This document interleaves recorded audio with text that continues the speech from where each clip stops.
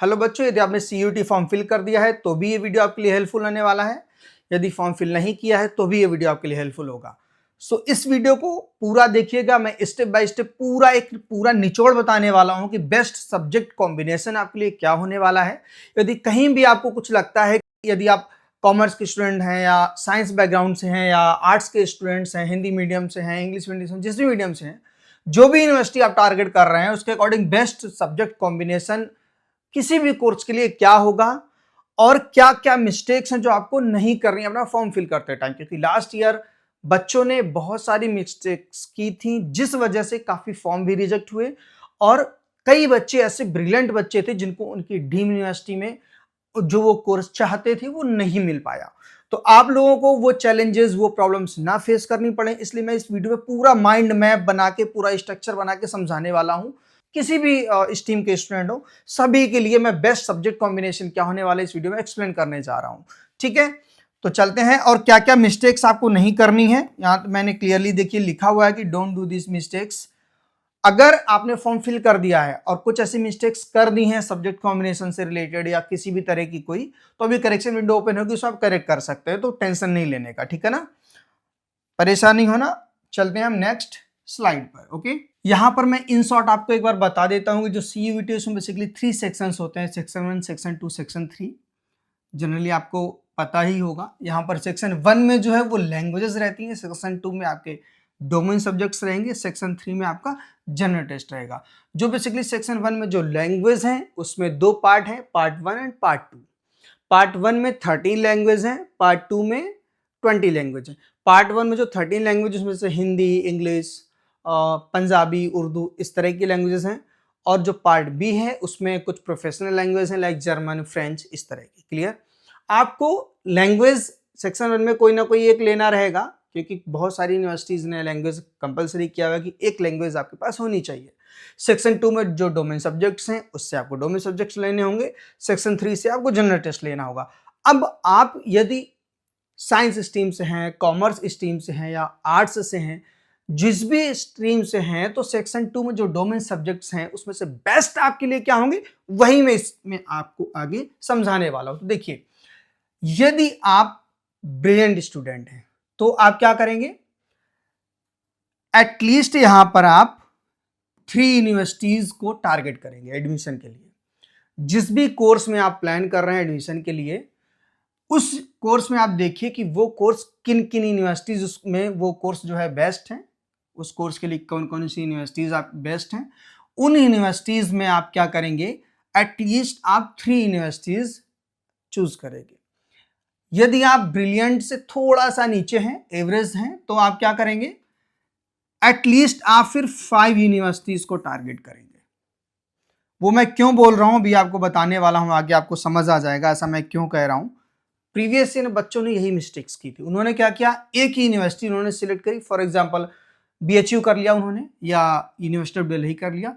Course में भी एक ही कोर्स चूज किया, जिस वजह से क्या हुआ कि अगर किसी सब्जेक्ट्स में उनका थोड़ा सा परसेंटाइल डाउन हो गया, मार्क्स थोड़े से कम हो गए, तो उनका उस कोर्स में क्योंकि इतना कंपटीशन था, टफ था, कि वो जो है उससे बाहर हो गए। जैसे फॉर एग्जांपल उन्होंने BCom ऑनर्स के लिए अप्लाई किया या इकोनॉमिक्स ऑनर्स में किया है या BA प्रोग्राम में किया, जिस भी कोर्स में किया था उन्होंने एक ही कोर्स चूज किया, एक ही यूनिवर्सिटी चूज की, बट उसमें क्या हुआ कि उनका जो है वो कट ऑफ से बाहर हो गया। तो बहुत सारी दिक्कतें हुई थी। आप लोगों के लिए वो प्रॉब्लम्स ना हो, इसीलिए यहाँ पर मैं सजेस्ट करूंगा कि आप एटलीस्ट 3 यूनिवर्सिटीज को आप प्लान करेंगे। 5 कर लेंगे तो बहुत अच्छा है।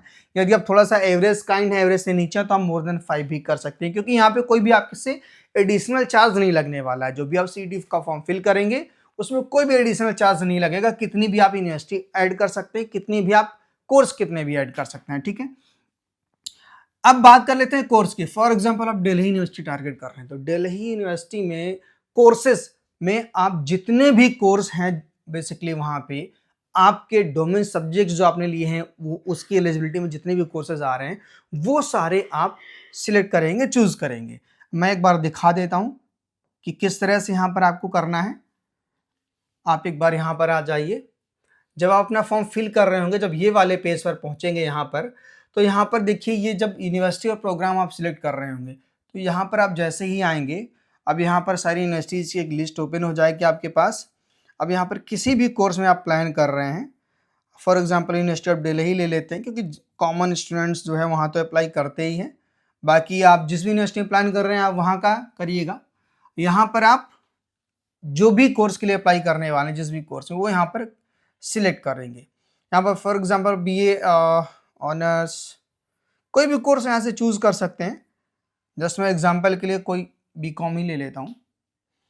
यहाँ से जैसे ही आपने ऐड किया, ऐड करने के बाद यहाँ पर यूनिवर्सिटी का नाम आपको शो होगा, यहाँ पर प्रोग्राम का नाम आएगा जो भी आपने सिलेक्ट किया होगा, और यहाँ पर वो सब्जेक्ट्स आएंगे जो बेसिकली रिक्वायर्ड हैं कि आपको अपने डोमेन सब्जेक्ट्स में और लैंग्वेज में या सेक्शन 3 में जो भी है चूज करने ही करने हैं, सिलेक्ट करने ही करने हैं। अब यहाँ पर देखिए, एनी वन फ्रॉम सेक्शन 1, कोई भी लैंग्वेज आप ले सकते हैं सेक्शन 1 से।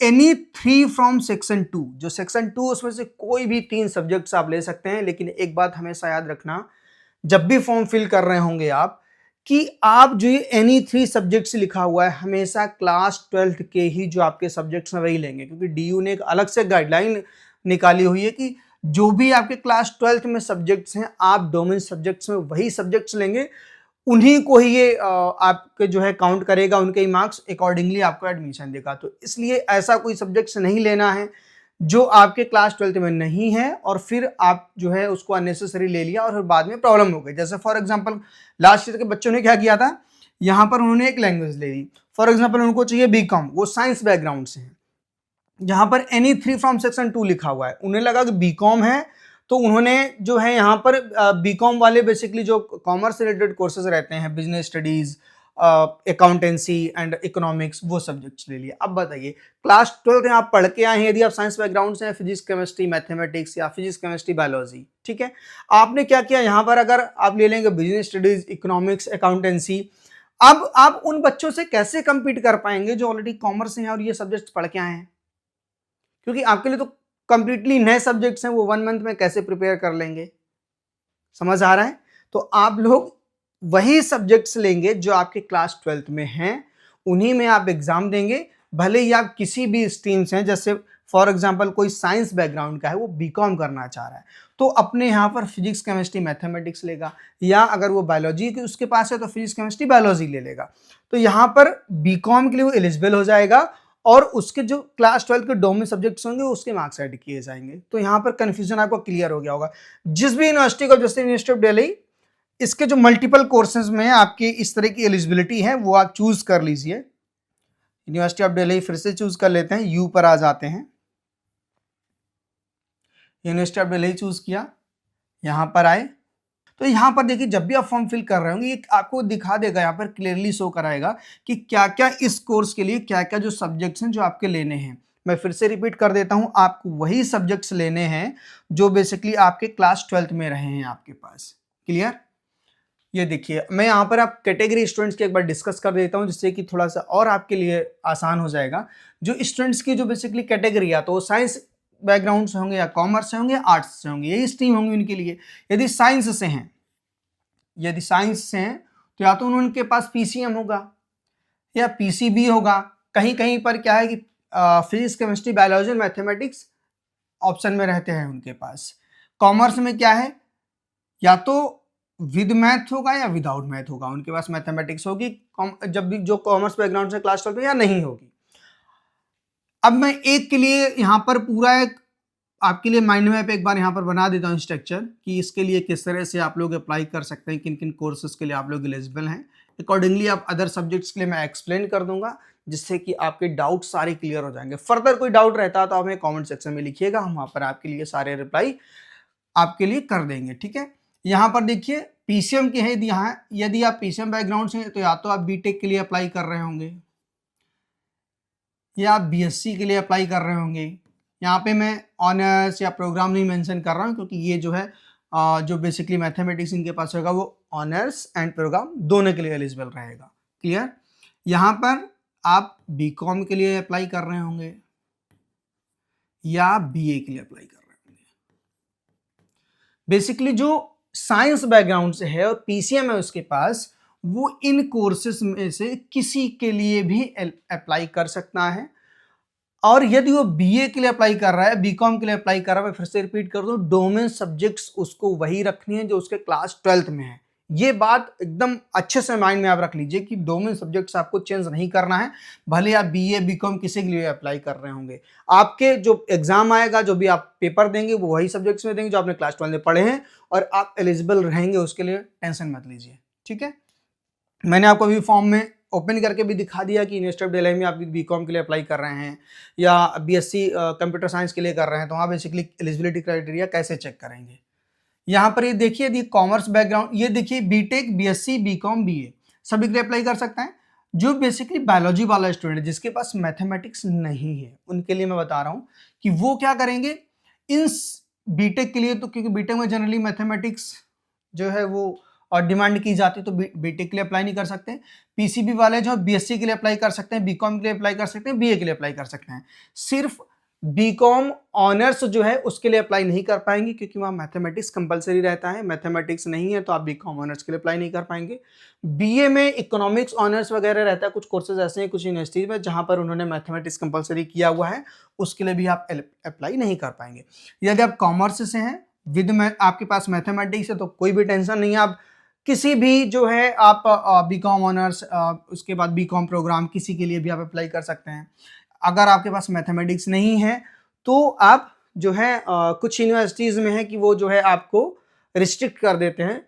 आपके पास जो है अगर मैथमेटिक्स नहीं है तो आप ऑनर्स कोर्सेज में अप्लाई नहीं कर पाएंगे, आप सिर्फ वहाँ पर प्रोग्राम में अप्लाई कर पाएंगे। यदि आप आर्ट्स से हैं तो बेसिकली आप बीए जो भी ऑनर्स कोर्सेज रहते हैं या प्रोग्राम बीए प्रोग्राम रहता है उसके लिए अप्लाई कर पाएंगे, कोई प्रॉब्लम नहीं है। सिर्फ उस कोर्स में अप्लाई नहीं कर पाएंगे जिसमें मैथमेटिक्स कंपलसरी है, क्योंकि आप आर्ट्स बैकग्राउंड से अगर मैथमेटिक्स होगा नहीं।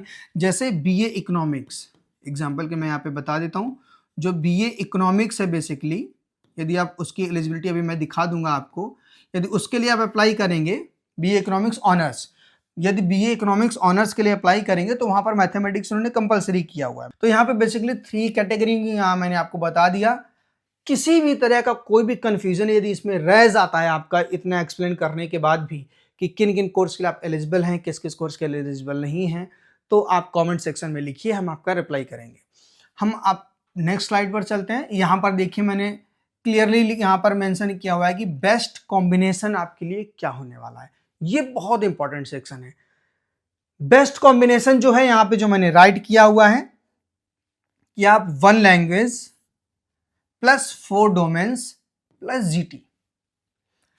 मैं इसको क्लियर कर देता हूं।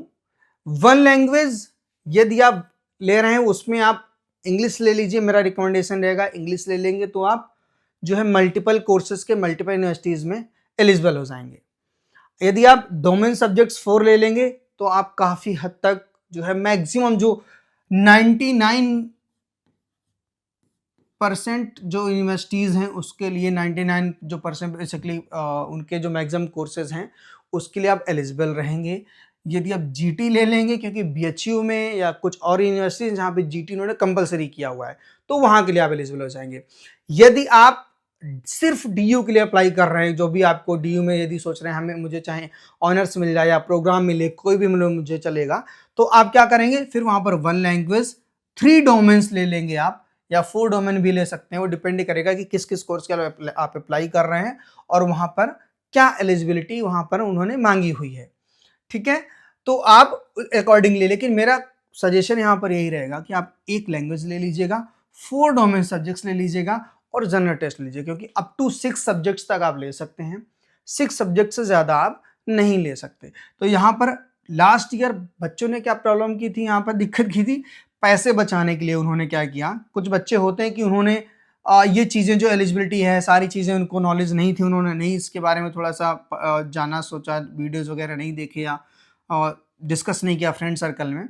उन्होंने क्या किया कि 1 लैंग्वेज ले ली, 1 डोमेन सब्जेक्ट ले लिया और जीटी ले लिया, रिस्ट्रिक्ट हो गए। अब वो डीयू के बहुत सारे कोर्सेज से आउट हो गए, बीएचयू के बहुत सारे कोर्सेज से आउट हो गए। आप लोग ऐसी मिस्टेक नहीं करेंगे। आप लोग जो डोमेन सब्जेक्ट्स हैं, आप 3 डोमेन सब्जेक्ट से ले रहे हैं तो भी कोई प्रॉब्लम नहीं है। ये आपने एज इट इज एक लैंग्वेज लिया, प्लस आपने 3 जो बेसिकली यहाँ पर 3 जो है आपने डोमेन सब्जेक्ट्स आपने ले लिए, कोई प्रॉब्लम नहीं है। 3 डोमेन्स ले लिए आपने, प्लस जीटी ले लिया। यदि आप जीटी नहीं लेना चाह रहे हैं, सिर्फ आप डीयू या ऐसी यूनिवर्सिटी जा रहे हैं जहाँ जीटी कंपलसरी नहीं है, सिर्फ उन्हीं यूनिवर्सिटी को टारगेट कर रहे हैं, तो आप जीटी मत लीजिए, प्रॉब्लम नहीं है। बट जीटी ले लेंगे तो आप मैक्सिमम कोर्सेज में, मैक्सिमम यूनिवर्सिटीज में एलिजिबल हो जाएंगे। तो मेरा सजेशन ये रहेगा कि आप एक लैंग्वेज प्लस 4 डोमेन सब्जेक्ट्स और जनरल टेस्ट ले लीजिए, टेंशन फ्री रहिए। बेस्ट कॉम्बिनेशन मैंने आपके लिए बता दिया, कैसे चेक करना है इंडिविजुअल स्टूडेंट को अपना अपना। मैं एक बार फिर से दिखा देता हूँ। यहाँ पर ये category basically science, commerce, arts students की, यदि आप स्क्रीनशॉट लेना चाहते हैं ले सकते हैं। ये बेसिकली 3 कैटेगरी होंगी। आप साइंस बैकग्राउंड से हैं तो आप किस किस कोर्स के लिए एलिजिबल रहेंगे और कैसे आपको अप्लाई करना है। कॉमर्स के हैं तो कैसे अप्लाई करना है, किस किस कोर्स के लिए एलिजिबल रहेंगे। आर्ट्स के हैं तो कहाँ कैसे अप्लाई करना है। एक बार मैं फिर से यहाँ पर दिखा देता हूँ आपको, जिससे कि आपको किसी भी तरह कन्फ्यूजन ना रहे। यहाँ पर जब भी आप फॉर्म अप्लाई कर रहे होंगे, यहाँ पर आपके लिए जो यूनिवर्सिटी ऐड होती जाएंगी, यहाँ पर प्रोग्राम नेम ऐड होते जाएंगे, और यहाँ पर आपके जो बेसिकली रिक्वायर्ड, यहाँ पर देखिए required to appear in CUET, ये रिक्वायर्ड सब्जेक्ट्स हैं यहाँ पर जो आ रहे हैं सारे के, ये तो आपको लेना मैंडेटरी। यदि आप ये सब्जेक्ट्स नहीं लेंगे तो जो कोर्स, जो यूनिवर्सिटी आपने ऐड की हुई है उसकी एलिजिबिलिटी क्राइटेरिया से आउट हो गए आप, मतलब वहाँ आप एडमिशन ले ही नहीं पाएंगे। क्लियर? फर्दर कोई आपका कोई भी किसी भी तरह का डाउट रहता है, विदाउट हेजिटेशन आप कमेंट सेक्शन में लिखिएगा, आपको definitely within 24 hours reply आ जाएगा। हो सकता है क्विक रिप्लाई आ जाए या मैक्सिमम 24 आवर्स में आपको रिप्लाई आ जाएगा। जहां आपने कमेंट किया वहां आके वापस से फिर से चेक करना, आपको वहां पर रिप्लाई आपका मिल जाएगा। अब देखिए यहाँ पर कोई फर्दर फिर भी किसी तरह के आप कंफ्यूजन में है, चीजें क्लियर नहीं हो रही, तो यहाँ पर देखिए एलिजिबिलिटी यहाँ पे इन्होंने दी हुई है कि किस कोर्स के लिए क्या एलिजिबिलिटी है। उस पर आप जब यहाँ पर क्लिक करेंगे तो यहाँ से ये विजिबल हो जाएगा। जैसे यहाँ पे क्लिक हियर किया तो यहाँ पे सेपरेट ये ओपन हो गया, यहाँ पे पूरी इसकी एलिजिबिलिटी क्राइटेरिया दिया हुआ है, आप पूरा यहाँ पर पढ़ सकते हैं। जो भी कोर्स में आप अप्लाई कर रहे हैं इस यूनिवर्सिटी के, वो सभी यूनिवर्सिटीज़ का कोर्सेज में इन्होंने सारा कुछ दिया हुआ है, पूरा टेबल इन्होंने बना दिया ऊपर से। ये देखिए कि यहाँ पे प्रोग्राम नेम, यहाँ पे जो है बेसिकली इसके जो डोमेन सब्जेक्ट्स आपको क्या क्या लेने हैं, एलिजिबिलिटी क्राइटेरिया क्या है। क्लियर? सो आई होप ये चीज़ें आपको जो है क्लियर हो गई होंगी। जो मेरा सजेशन है वो यही है कि आप एक language plus 4 domain plus GT ले लेंगे तो 99% कोर्सेज के लिए आप एलिजिबल हो जाएंगे। फर्दर किसी भी तरह का कोई भी कंफ्यूजन है, कोई भी दिक्कत है, आप कमेंट सेक्शन में हमें लिखिए, हम आपको रिप्लाई करेंगे। एक चीज़ मैं यहाँ पे अनाउंस करने जा रहा हूँ, बहुत ही इंपॉर्टेंट है जो आप सभी के लिए। चैनल के जो डिस्क्रिप्शन है, चैनल के डिस्क्रिप्शन में आप देखिए या पिन कमेंट है वहाँ पर आप देखिएगा, वहाँ पर एक हमारा टेलीग्राम चैनल का लिंक आपको मिल जाएगा। टेलीग्राम वो ग्रुप जो है आप ज्वाइन कर लीजिए। वहाँ पर जितने भी प्रीवियस ईयर के पेपर्स हैं, PYQs बेसिकली जो भी हैं, ऑलमोस्ट सभी सब्जेक्ट्स के PYQs विद सोल्यूशन वहाँ पर अपलोड किए जा रहे हैं धीरे धीरे। तो आपको वहाँ से PYQs विद सोल्यूशन मिल जाएंगे, प्लस जो सिलेबस है, लेटेस्ट सिलेबस है CUET का, वो भी आपको सब्जेक्ट वाइज वहाँ से मिल जाएगा, वहाँ से आप डाउनलोड कर सकते हैं। और जितने भी इंपॉर्टेंट अपडेट्स आते हैं यूनिवर्सिटी के, डिफरेंट यूनिवर्सिटीज़ हों या NTA की तरफ से, उससे रिलेटेड भी अपडेट वहाँ पर टाइम टू टाइम अपडेट आते रहते हैं। तो आप जितनी भी सारी चीज़ें हैं आपके एग्जाम से रिलेटेड, यूनिवर्सिटी के अपडेट्स हैं, उनसे सभी से अपडेटेड रहेंगे। और फर्दर कोई भी किसी भी तरह की क्वेरी है तो आप हमें कमेंट सेक्शन में लिखिएगा। Thank you, thanks for watching.